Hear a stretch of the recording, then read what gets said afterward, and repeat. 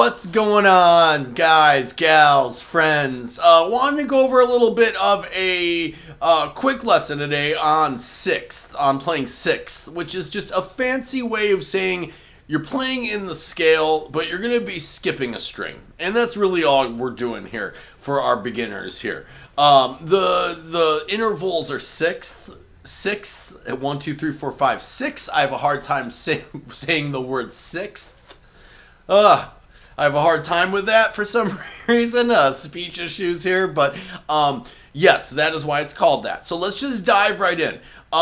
These are used a lot in like R&B and soul and kind of, gospel-y, those styles of music, but they can also be used in lots of other styles too. I mean, these are used in almost every style: country, rock, rockabilly, soul, art, funk, reggae, jazz. I mean, it doesn't really matter. I mean, you can use these in almost any context. So let's just jump right in. We're going to do this using them in a major key. So we're going to do this in C major. In the intro, we were playing over a C major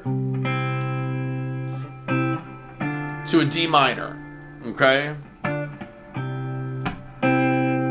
All right, so let's just go over the notes, and then you can move this to whatever key or chords you're playing over.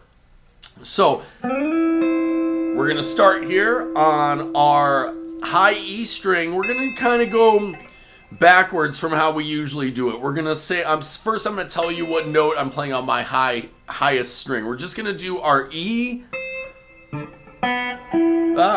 We're just going to do our E and our G strings today. Okay? So on our high E, we're going to start on 8 and 9 on our G.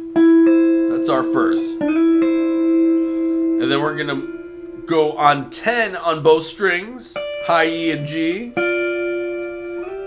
10 on both 12 on both your high E and your G.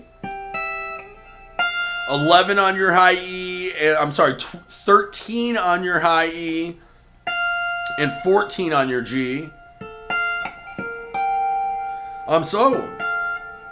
Then you're moving that whole figure up 2. So you got 15 on your high E and 16 on your G. And then you have 17 on both your high E and your G.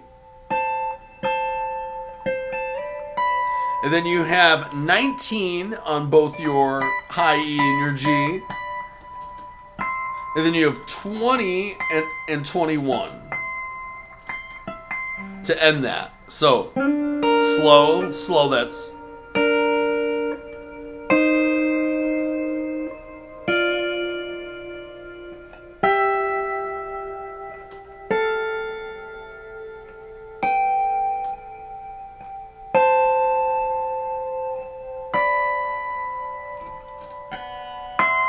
This is the way I'm sitting. I can't really play that because my wrist gotta move.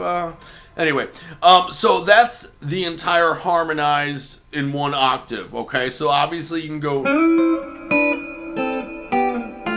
down as well, right? So that's, if you're gonna go down, that's gonna be on your high E, 8, 9 on your G, 7 on both your high E and your G, 5 on both your high E and your G, 3 on your high E, 4 on your G, 1 on your high E, 2 on your G. And then we'll go over doing those on other string sets as well. I do also want to throw in how you're playing these. So, I mean, you could strum it and try to mute out the middle string. It's much more common to pick it. It's also common to throw them in like that with slides. Very common technique to use for those. Another common way of doing it is picking one note and plucking the other. Like if you're doing it in a country setting, right?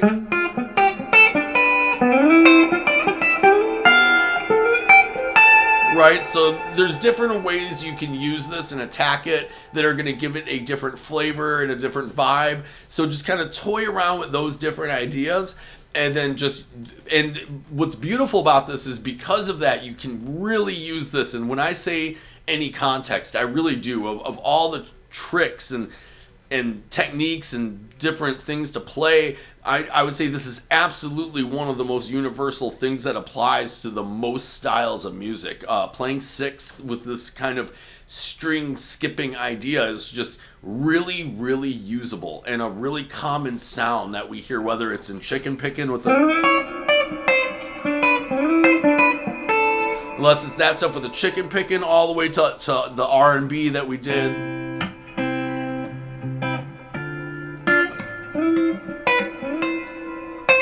You know, just like real grooving. I mean, there's just so many ways to that you can approach these. So I really hope this helps. I really love using sixths in my. I mean, these are both minor and major. Oh, and I'm sorry. One more thing to point out is really just notice how you are outlining these triads that are diatonic to the key, right? So, I mean, that's your outline to an F, right? That's your outline to your G major triad. That's your outline to your A minor triad. You know, that one's gonna be, that would be like your half diminished, right? But C, you know, major. You get it. So it keeps going on and on. D minor, A minor, or E minor. So, right. So it keeps going and outlines the triads that you might already know if you're at that level, right? So just kind of a shortcut to a cheat code, right? Cool. I think I've probably babbled on long enough about sixths and how much I can't say that word. Anyway, you guys, much love. Like, subscribe, and share. You guys know how much I love and appreciate y'all. So I'll see you on the flip. Later.